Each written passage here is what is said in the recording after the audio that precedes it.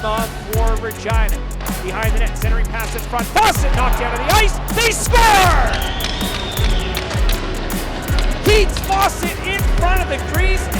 Gets knocked out of the ice by Mann, but puts the puck into the back of the net on a centering feed out of midair. He knocks the puck in. What a goal by Fawcett from Ruslan Karimov, who picks up an assist in his Regina Pats debut. Wojciech hands it off. Rudolph had his pocket pick. Partial breakaway. Jace Eglin shoots! Scores! Jace Eglin, top corner! Jace Eglin gets the monkey off his back. And that is his first of the season, and it comes shorthanded. Mays scoops it up for Regina. Up top, McNutt shoots! Scores! After McNutt with Regina's second power play goal of the game, and he picked the far low corner. First of the season for Effer McNutt. Derkach tied up in the right circle, and he wins it to the line. Bridgman off the point. Centering pass, scores! First WHL goal for Mathis Paul. What a pass by Colton Bridgman, and Mathis Paul deposits his first in the Western Hockey League into the back of the net. Mays centering pass, Lansard scores! And that one's for Colleen Lansard. Zach Lansard strike. Derkach centered, stop, rebound, score! It's the Russian in his first game at the Brand Center. A centering pass from Derkach, deposited home by Ruslan Karimov. Not through center, across the line, partial breakaway, backhander, scores! What a goal from the captain! Well, the pilot flies end-to-end, Dante, splits the Brandon Wheat Kings penalty killers and makes a beautiful move to the backhand. Effer McNutt for Regina. He'll swipe it up top. Aiden Brown to the Brandon slot. McNutt scores! It's the second of the night for Effer McNutt on a great pass from Aiden Brown. Baranich, left side, Mayette to the slot. Bridgman fires, scores! It's Colton Bridgman just as the power play expires. Welcome to Patscast, the unofficial Regina Pats podcast. It's episode 212. It's October 19th. How would you night, Kev? A lot better because of the effort last night and a little bit of a better effort towards the end of the Friday game. So feeling pretty good. It's a little cool outside. Getting prepared for the winter coming up, but I'm optimistic now. Yeah, it was a couple better showings this week, right? We had the one laugher last week and the one pretty good effort. And I'd say save for the first period in PA, it was a pretty solid weekend. Yeah, Maybe pretty a much. little bit in the third against Brandon. Well, that happens. No, for sure. But yeah, it just we'll get to that as after. a whole. Yeah, as a weekend, it looked much better. But yes. Oh yeah. Like you said, we'll get to those games in a bit. There's actually some stuff to talk about, like a lot of stuff actually. Quite a bit of stuff. Yeah, a lot of happening this week. So literally the day after we recorded last week, the Pats claim an import. So second time they've picked up an import off waivers from Sarnia. This is a Russian, Ruslan Karimov. So he played all season last year and he had 15 goals. So that's some potential for this year, right? Well, it's better than nothing. Better than a guy coming in brand new that hasn't got a clue. Yeah, exactly. So played a whole season. He's got some size. He's not huge, but he's 200 pounds. He's got a little more size than half of our forwards, which is nice. He does seem to have a little bit of offensive capability. I like it. Yeah, no, I mean, adding another guy that has some offensive potential is not a bad thing.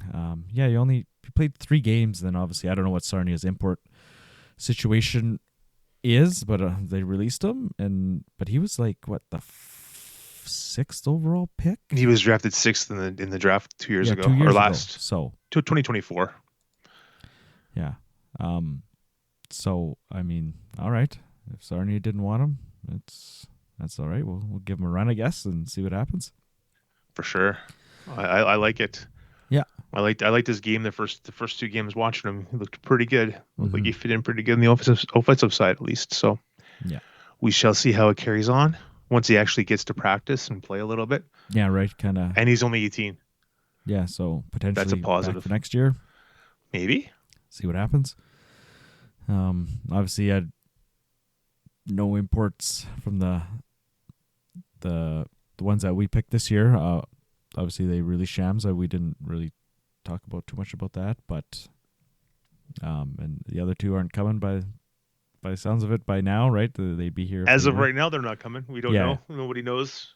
just kind I'm of sure they're assume. hoping, Yeah, but it's all hopes and dreams yeah. At this point, you kind of got to just move on. Sounds like until it's actually on paper yeah, and exactly. posted legitly, not accidentally posted and then posted again, like the whole Karimov thing.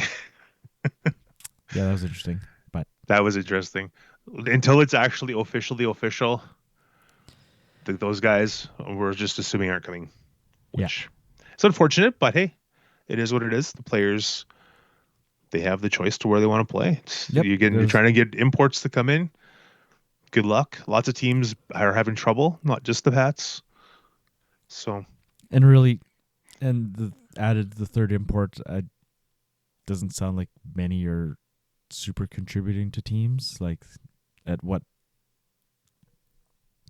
point is a third import going to help your team, right? Like, it's tough to get some of these guys over here, and so it's like, well, are you just bringing an import over to bring an import over, or are you going to bring some quality? especially when the import pool is literally thousands of players. They could be from anywhere. Like, Yeah. you don't know what you're going to get. If there was an actual pool where they said, hey, we want to come play in Canada, we want to come play in the CHL, sign up for it or whatever, then maybe Yeah, the third import might be a good idea. But it almost as of right now, it's not helping many teams, but yeah. Well, maybe in a year or two it will. but you even look at that one pick the Pats made, and he didn't show up, and then the next year he gets drafted again, and then he signs immediately in Niagara, right? Like, so Gushin. yeah, Gushin. There we go. Drawing a blank at the name, but like, okay, yeah, opting in I think that wouldn't be a bad idea, but again, okay, well, I'm opting into Canada, but I only want to play in the OHL because they pay more, right? And so Supposedly, but it does sound almost like it does happen, right? So, but I don't know. It's such a crapshoot, and like you said, you never know what you're gonna get, and yeah, the depth of the import pool is probably good, but who's you actually just coming? don't know where to draft from because Yeah. there's so many different leagues, so many different players out there now. So You're taking a chance because you don't know what you're going to get. no. Anyway, so moving on from that, the next kind of big news was Schultz and Pugh named to the U17s. Kind of sounded like Schultz was going for sure, and then I didn't really hear much about Pugh, but he was named as well, so that's good for both of them. Yeah, for sure. They're going to both play on Team Canada White, which is kind of neat. Yeah. Teammates all year, everywhere they go. Yeah, joined it to the hip here. So build them up, build them together over the next couple of years. Yeah, so that's good for them. And it's in Canada, it's in Nova Scotia, I believe. So don't get to go to any place exotic or anything, but yeah, still a good experience for them. For sure. All right, I guess it pays having a former GM there helping run the program. Yeah, that doesn't hurt either. But two of his picks. Yeah. And they could go next year too. They'll be 16. They can play next year too. Maybe as well. Yeah, for sure. Could potentially play next year. Yeah. All right, and then the next news item was the Pats finally figured out their goaltending situation. They moved Kelton Pine to Vancouver. I think that probably was the right move. You have Schlenker and then Tabashnik. Schlenker could be back next year. Kind of gives you an option there. And then obviously you got to be down to 2. Tabashnik can get back in the lineup, and obviously we've seen him in both games this weekend. So Yeah. he needs to play. Yeah. Like whatever the split is, him and Schlenker need to. They both need to play. Now Pine's got an opportunity to. Looks like he's playing some games, or he played one game already in Vancouver. So we'll see what the rest of his season looks like. But all the best to Kelton. At least he's still in the Western Hockey League. It was nice of the Pats to find him a spot. And Yeah. I was surprised it was Vancouver, to be honest, because they have Burke Hood already.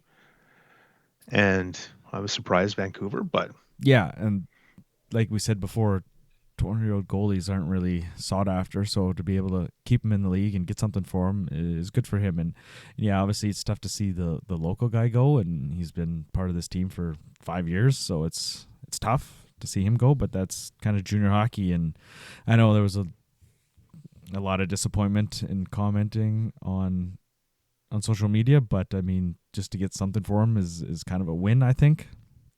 yeah. And like it saves him from going to play junior A. Yeah. Now he's got an opportunity to play Vancouver. Who knows if he's going to be there the whole year? Like, I hope he is. Finishes off his career in the Western Hockey League, but he gets an opportunity. He played on Saturday. He was in a shootout loss, but from all the sounds of it, he sounded like he played pretty well. Okay. And yeah, hopefully things will work out for the rest of the year.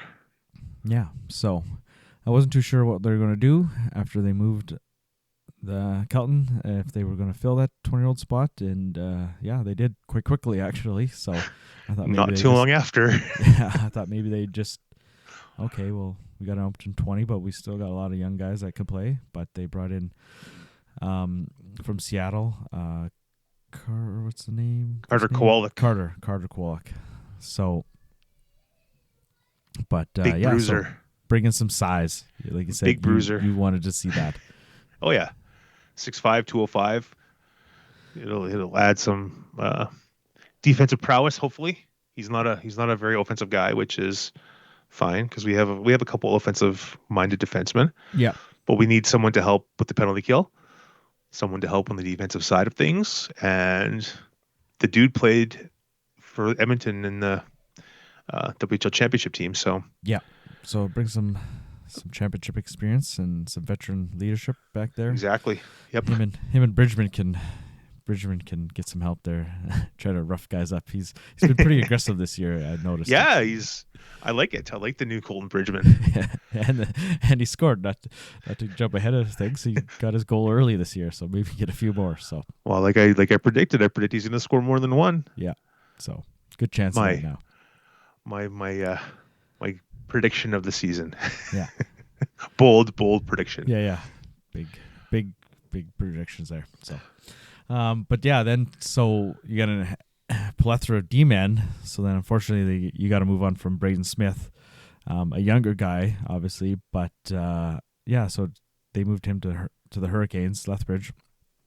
But yeah, I mean, he looked pretty good in camp and preseason, right? Yeah, he's looked like he improved from last year. Yeah, same style. He seems to be a guy that's trying to figure. Well, from the vantage point is he actually going to be an offensive-minded defenseman or defensive-minded defenseman? Yes. Or is he going to be physical? He's kind of in between. At this level, he's kind of undetermined kind of thing, right? Maybe in Lethbridge he'll figure out his game, like what's best for him, because he was pinching, but then he was getting caught, but then he was playing really good defense. So hopefully he'll have a good opportunity in Lethbridge, get to play a bunch of minutes, put some points up, or whatever his role becomes up there. Yeah, for sure. So yeah, again, he's only got one season under him last year, right? And so he's still young-ish experience-wise. But yeah, I mean, to get older on the defensive side of things isn't the bad thing, right? This team does need a little help keeping the puck out of the net. So I think these two deals kind of maybe help that. I mean, yeah, you lose a guy that would be back next year for a guy that's only here for 1 year, unfortunately. But it is what it is, right? It's more of a this year kind of deal. Yeah, and when Kowalik gets here, he might help instill some defensive attributes for Bridgman for next year for him, and for the younger guys like Deschamps and those guys to And Cone too, because Cone I think is going to be more of a defensive minded guy. So be good for him too, because he's got some size and maybe show off a little bit of his leadership and his physical ability. Yeah, for sure. So, yeah, that was a busy week of transactions. Yes. So we were talking about it. Dale's already up to 9 trades, and we kind of Yeah, joked since he about took it. over, there's 9 trades. You said, is he going to trade as much as Al did? Al had 18 last year. Well, he's halfway there already.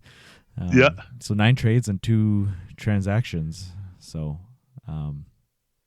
because the Karimov one doesn't count as a trade. That's just an addition, right? And Yeah. stuff. So, yeah, I mean, he's been busy. Well, he's putting his own little stamp. That wasn't sure. that wasn't meant to be in there.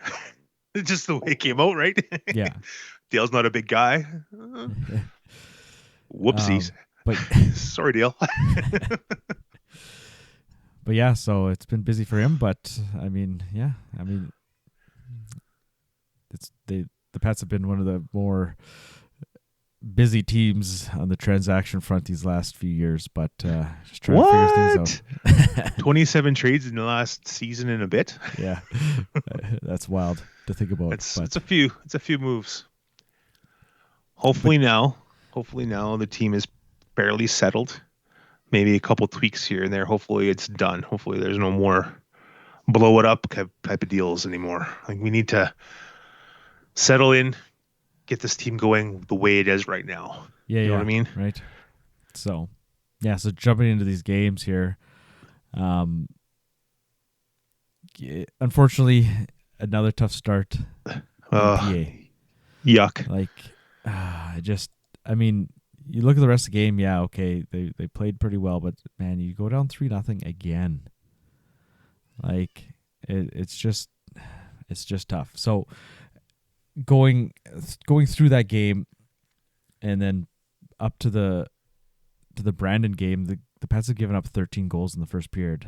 Like, there's only one game that they didn't give up a goal in the first period, and they'd only scored 5, and 3 of them were in the win in Swift Current. So you take those 3 out, there's only 2 goals in the first period in all those other games.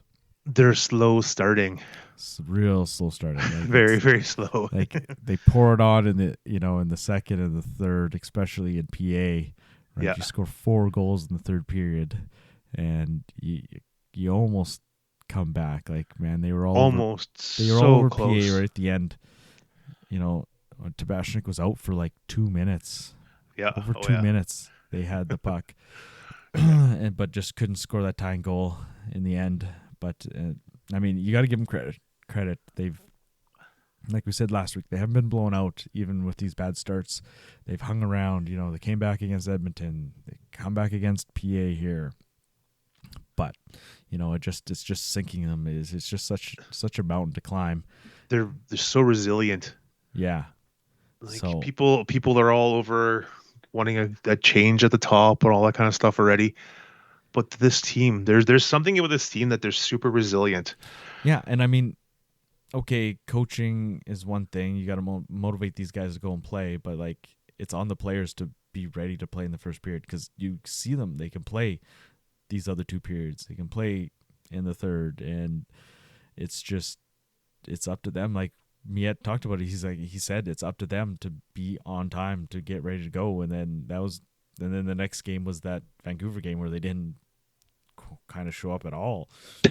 Right. But then they turned around in the Kamloops game. Like, so yeah, exactly. It's like the Jekyll and Hyde Pats. Yeah. Like, it's legitimately Jekyll and Hyde.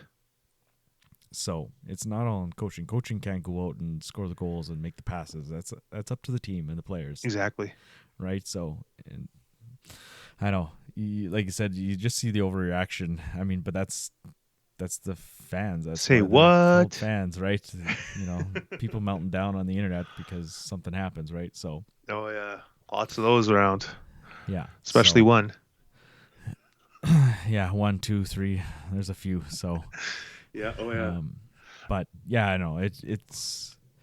I mean, I don't know what to say. Like, if firing the coach is the right move or not, that's not up to me to decide that. But I mean, it's up to the players to be ready to go and ready to play. So, And they have proven that they can play. yes, Like exactly. That's the thing. It's not a fluke No. that they're in these games.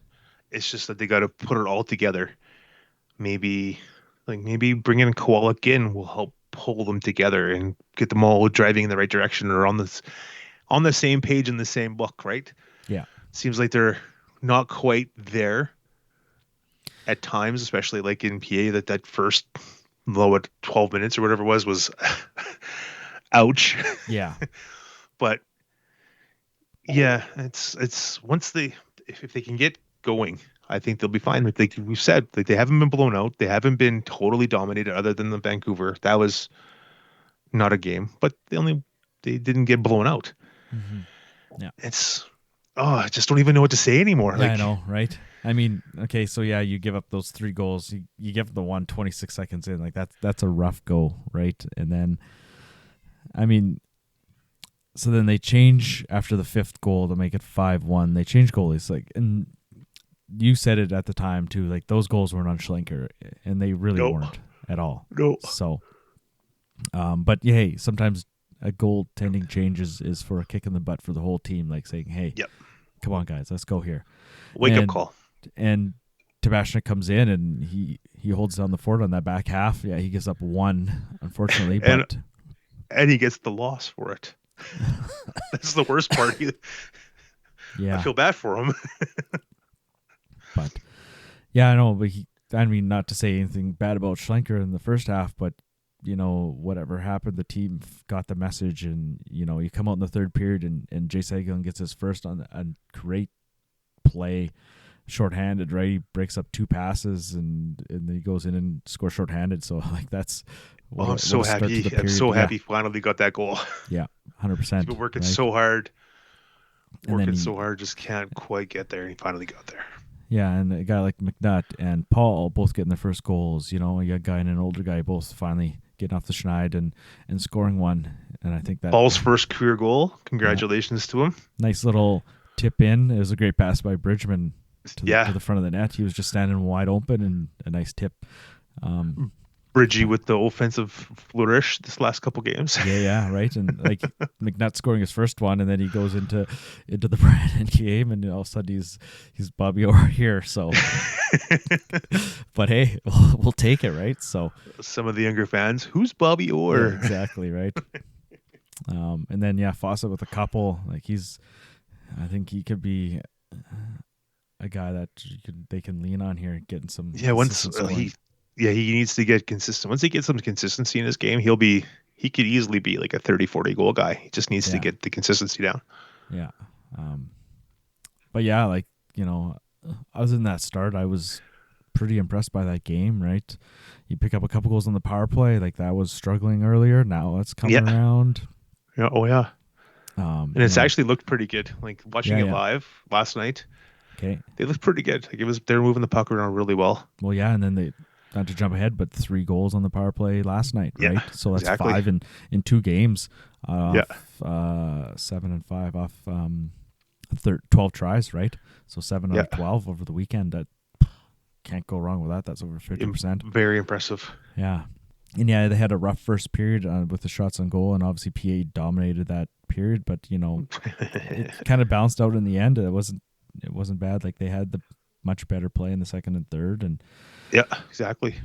So if they would have got off the bus and had not bus legs or whatever they want to call it, it was going to be a tough game, and it was almost always tough playing in PA. Yeah, but especially the last few years. So I don't know if that kind of finish to the game kind of carried over into the Brandon game, because I mean they dominated that first period, obviously, right? Unfortunately, I wasn't at this game. I missed it and I didn't have time to watch it, unfortunately. But just looking at the score sheet and stuff, it looked like the Pats kind of dominated that first period. They had a fire under them in that first period. Like they were all over Brandon. Like their highest shots in a period coming into the game was 15 until yesterday.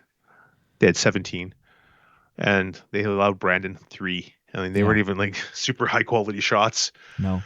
Okay. but it was nice for the Pats to get to break the goose egg and then take a 3-goal lead into the second period was amazing. Right. To finally be McNutt on the with other his side of that 3 oh nothing. Right. totally great. McNutt doing his end to ender, Tabby getting an assist on that goal. A power play end to end rush was very Yeah, that cool. was a nice goal. I watched the highlights. I was like, ooh, that was nice.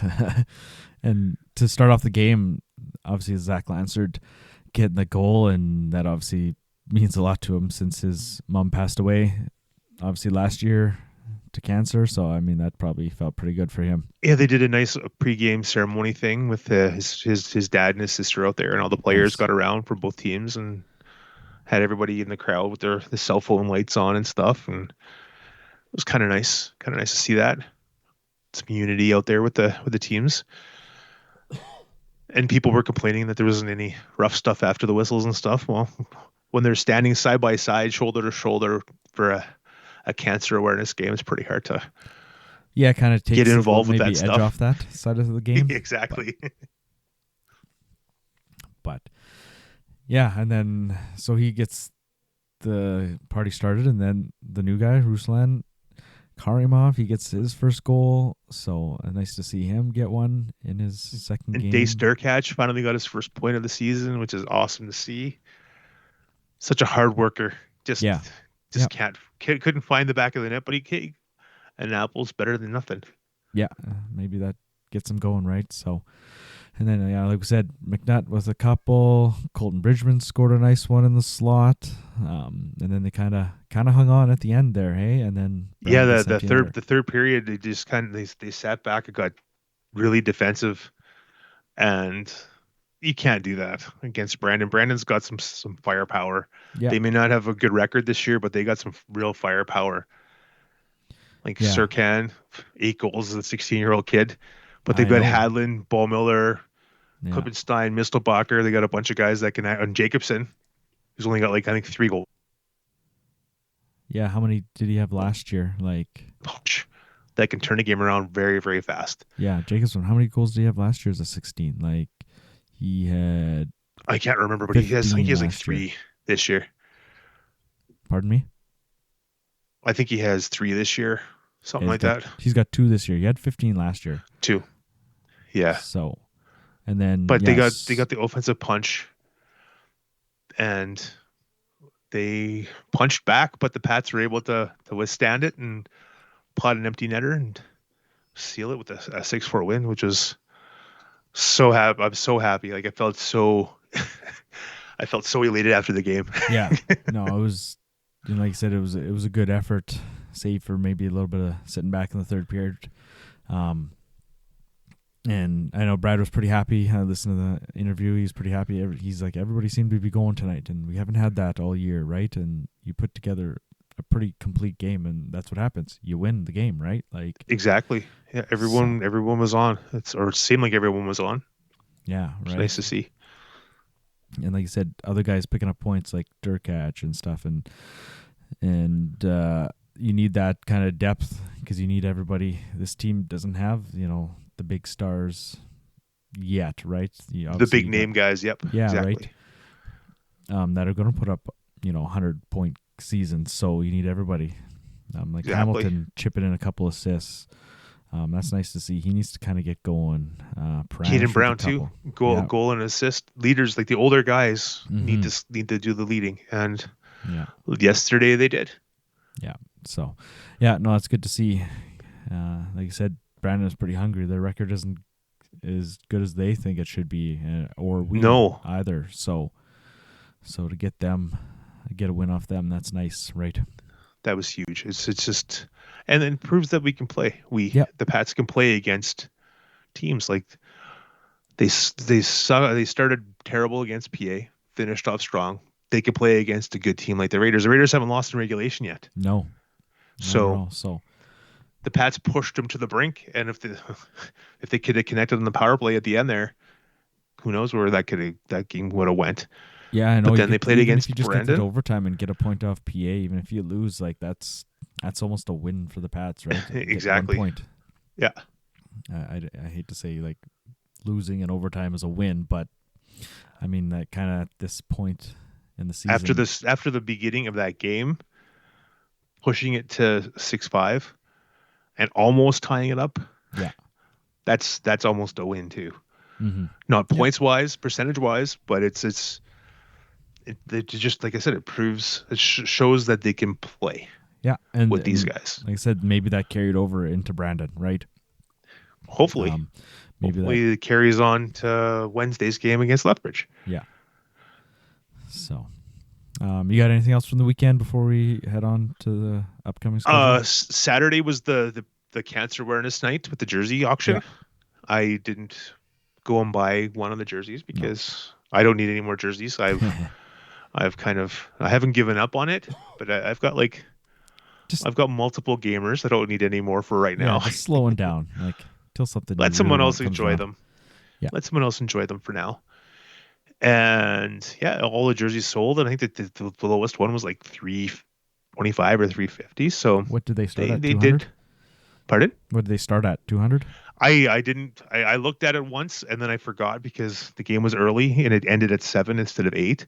I never thought of it until after the auction was over to look, and everyone sold, which was nice to see. Yeah. And yeah, good for a good cause. The jerseys were really nice, but man, those numbers were hard to see from upstairs there. Okay. I felt bad for the off-ice official guys. Like sometimes they have hard enough time as it is, but they were having a tough time with the Pats jerseys last night. I'll tell you, they had to ask Rohan on a couple of goals to figure out who was on the ice and stuff. Like that's how hard the numbers were to see. Really? Jeez. Yeah. Yeah, because it was blue and then kind of a purple, so it was kind of dark on dark almost. It was dark. It was dark on dark. Yeah. There was times if you're not familiar with all the players. It's kind of tough, especially with some of them wearing different numbers. Like Dirkatch was wearing 11, and Mathis Paul was wearing 5, and Karamov was wearing 36 instead of 25. Yeah, there's a few different numbers, and a lot of the off-ice guys aren't there every game, so they don't see how they skate and stuff. So it was kind of tough got a couple of the goals for them, but yeah, especially trying to get the plus minus right, like trying to figure out who all 5 guys were on the ice, right? All of a sudden the goal happens, and you're trying to figure out, okay, they're skating off, but you can't see a number because they're all like in the line, and and you can't read the arm number. The jerseys, like I said, were really nice. Yeah, I love the design, but the numbers, the dark numbers on dark jerseys, got to stop with that. Yeah, sometimes the red on blue is tough, right? I was just gonna say sometimes the dark red on the blue is tough, yeah. And that's more of a contrast, but yeah. Yeah. No, I didn't see the auction at all. I was pretty busy. I was at an event Saturday night, so I didn't check the auction. Didn't do anything. I wasn't able to see anything. So, but so I guess this week coming up, back at it on Wednesday. Lethbridge in town, first time seeing them. I don't know, where are they in the standings? I'm not even sure here. Let's see. Okay, they're right ahead of the Pats. They've got 12 games played, so they've played quite a few more games than the Pats already. They're 3-8-0-1 for 7 points. Pats are right behind them at 2-6-1 with 5 points. So, a team that the Pats should play with, potential to get some points off them. And you're at home, right? So you're trying to. Yeah. They come in with the bus legs, and hopefully the Pats can take advantage of that and have a nice start like they did against Brandon, and just play a complete game. That's what you're always looking for, right? That complete game. But obviously it's junior hockey, and sometimes that's hard to come by, right? Oh yeah, for sure. I was just looking. The Pats are the least penalized team in the league. Nice. Oh, nice. 90 penalty minutes in nine games. That's crazy. Usually they're up there in the top 5. There's only 3 teams under 100. 95 for PA and 99 for Kamloops, and then 90 for the Pats. So it's been a while. They've been heavily penalized for going back a long time. A long time. Yeah. Let's see, and there's only one team over 200, and that's Seattle. Ooh. Surprise, surprise. Yeah, exactly. So maybe Kowalik will come in and help the Pats with their, or quote unquote, help the Pats with their numbers. See what happens.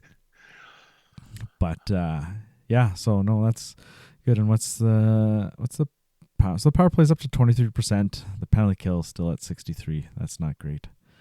Nope. Got to work on that. Again, like I said, Kwok, maybe he'll help that as well. So Hopefully, if he's on the Yep. ice, not sitting in the box for the penalties. Yeah, so. exactly. Yep. But yeah, no, the power play coming around. Like I said, that this weekend was good for the power play, and then that numbers jumped up. That's like, what was that game? 0 for 7, and that one home game there. It was a tough go that night, but like you said, it looked good in person, so that's good to see. And just looking at Brandon, in 9 games they've allowed 48 goals. That's tough. Yeah, that's a lot. Pats are only. That's a 39. lot of goals. Yeah. So it's 9 more goals than the Pats. It's a full goal difference. Yeah. Than the Pats this year. Yeah. Yeah. So anyway, so yeah, Lethbridge, and then they're off to Alberta, Red Deer, and Edmonton on what's that? Friday, Saturday. This new schedule, man. The new CHL template website is terrible. It's so tough to navigate. Yeah, like it is bad, real bad. And it was wrong. Like I looked at it last week at some point, and the dates were wrong, and I'm like, what is going on here? I don't understand this at all. Everything was all messed up. Yeah. The menu isn't in covering half the screen, and it's just terrible. I don't understand why they would do an update during the season. Yeah, but like, do that in the off guess season, get it figured out, get all the bugs worked out, and ready for the start of the season. Exactly. So, because this is not good. But yeah, so couple games in Alberta. First Alberta road trip. Like we've seen Edmonton already. It'll be a tough go. Red Deer, they're at the bottom of the standings now. They've got 4 points in 10 games, 2-8-0-0. So that's a game. Hopefully you can get some points. And they've only scored 24 goals too. 24, yeah. They've only given up 33, so that's not bad. Yeah, they don't score many. They don't allow many. No, and that's kind of been Red Deer's MO for quite a while as well, right? Don't score a lot, but don't give up a lot. Yeah. So, but I know Regina and Red Deer seem to play 1-goal games, so if that continues, that it should be a good game either way. I hope so. Probably a low scoring 1-goal game. I think there's been like 10 of the last 12 games between those two teams have been 1-goal games, save for something like that. Yeah. So it's, hopefully they can get some points this weekend and some points off Lethbridge here during the week, and maybe can kind of take off, after a couple decent games this weekend. Hopefully that propels them into this week. Yeah, hopefully the Jekyll and Hyde Pats are over, and hopefully it's a continuous increase, or at least leveling out and consistent play. Yeah, like Brad said, everybody, all groups playing together or coming together and finally showing up and all at once and have a complete game. That's kind of what you ask for. And then, they're not going to win every game, but at least have a good effort. And if you lose, you lose, right? Exactly. No team's going to win every game, no matter how good you are. So exactly. We just want to see some good efforts, right? So, but yeah, anything else you got this week? I think we talked enough. Hopefully, there's no more deals this week. Yeah, knock on wood. Anyway, just get the players in, get them playing together, consistent. Right? Exactly. Not so many guys in and out, right? So hopefully, obviously, they had to call up a couple players this week. They were short. Obviously, Kwok hasn't played yet, so I don't know what's up there. Maybe he's a little nicked up, but once everybody gets in and maybe they get some practice together and some continuity, right? Oh, exactly. Once if they can get all, like I said, on the same page, I think the team could be fine. Yeah, but they need to get on the same page. Yeah, exactly. That's the first step, right? And then go from there. All rowing the boat the same direction. Yeah, there you go. All the old cliches. Trying to figure out the cliches. Yeah. Yeah. So, but yeah, I guess if you have nothing else, and that's it. We'll be back next week as usual. We should have an interview. Yeah, hopefully with an interview. Yeah, we should be able to get an interview Wednesday. So we'll have a. We won't say who, but hopefully we'll have an interview. Newer players, maybe. We'll see what happens. Maybe. But, yeah, you never know till Wednesday rolls around, and yeah. So, but yeah, with that, that's all I got, and we'll see you at the rink this week. Have a good one.